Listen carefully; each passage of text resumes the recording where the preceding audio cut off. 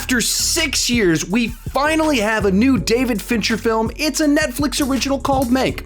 So let's talk about it.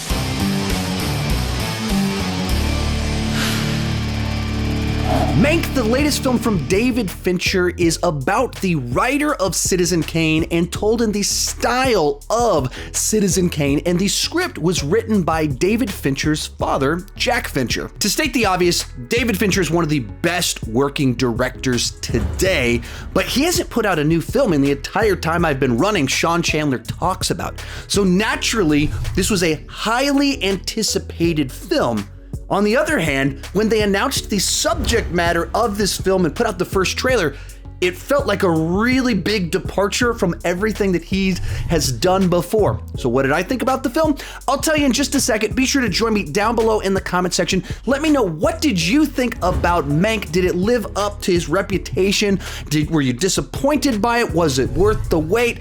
Did it feel like something that you could respect but wasn't necessarily for you? Let me know your thoughts down below, and let's get started talking about the good. And the best thing about this film is Fincher's absolute recreation of 1930s and 40s Hollywood, as well as his absolute recreation of the style of filmmaking from the 1930s and 40s. This is an act of love for Hollywood, as well as for this time period, as well as the creation of Citizen Kane. For golden era of Hollywood film buffs, this has just got to be a magnificent feast to just consume. The performances are astounding in that you know you're looking at Gary Oldman, but he's transformed to this different time, a different style of acting, performing this character, and he disappears into it.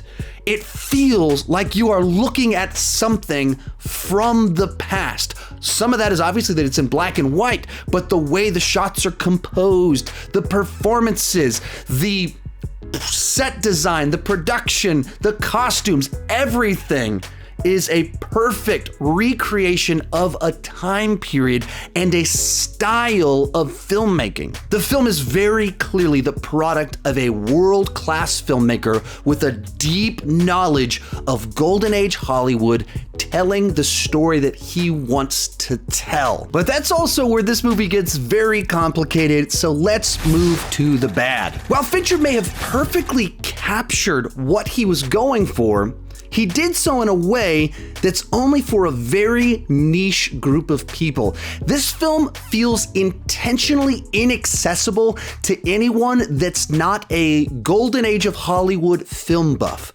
If you're someone that's not interested in Hollywood classics at all, there's nothing in this movie that will interest you whatsoever. And if you're a newer film buff interested in learning about 1930s Hollywood, I don't think that this movie will be very helpful to you.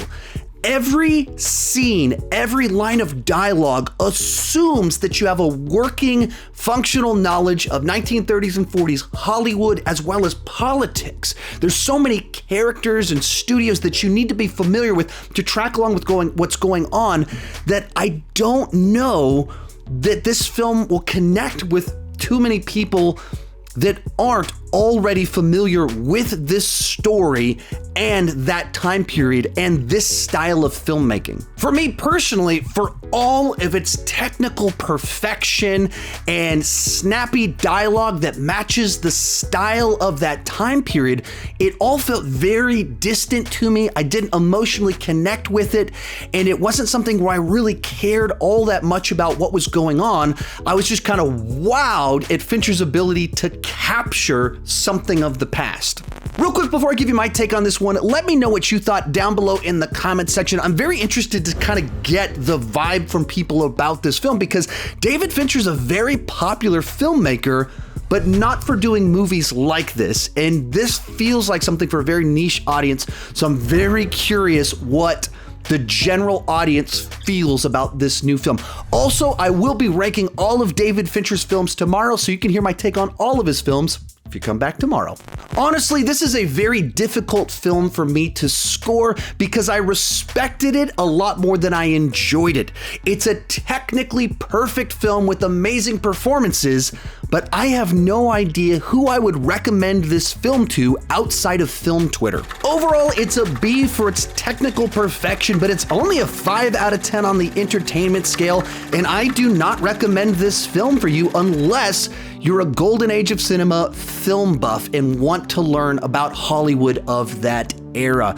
Be sure to come back tomorrow to see my ranking of all of David Fincher's films and keep talking movies too much.